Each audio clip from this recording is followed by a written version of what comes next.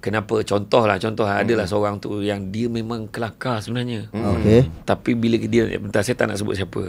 Kita jadi kesian kat dia. Okey, kenapa kesian? Kesian, ya Allah. Berpeluh. Dia bila kita lawak ni, jangan usaha sangat nak buat lawak. Ya. Betul. Sebenarnya keluarkan apa yang natural dalam diri kita je.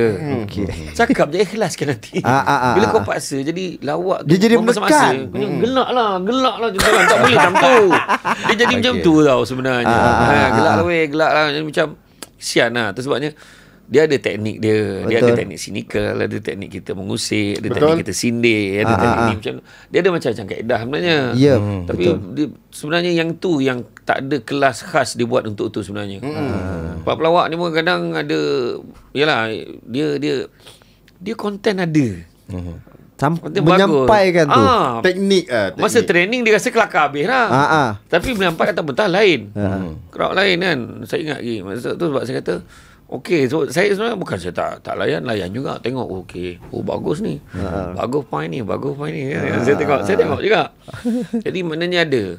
Tapi jangan sampai tahap kita satu tahap macam kita tengok lah dulu kan, tengok balik kelakar orang dulu. Kita tengok Abadul, kita tengok macam mana kita boleh gelak dan ulang kali tengok gelak lagi. Betul.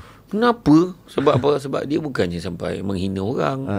Dia sampai ini kan. Kemudian mesej sampai. Ya, betul. Itu sebenarnya.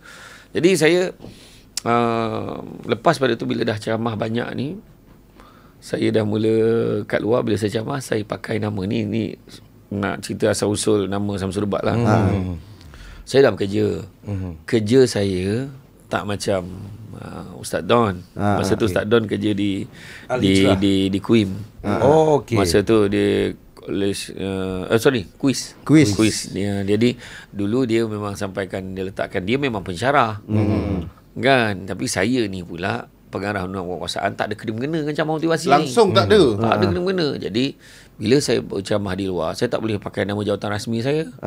Syamsul Amri bin Ismail, pengarah undang-undang menampung kekuasaan di jabatan, tak boleh. Saya tak boleh, tak ada kena-mengena. Jadi saya kena letakkan, saya pakai nama jawatan NGO saya. Saudara Syamsul Amri bin Haji Ismail, Presiden Pertubuhan Alumni Debat Malaysia, ADAM. Jadi saya pakai nama tu je.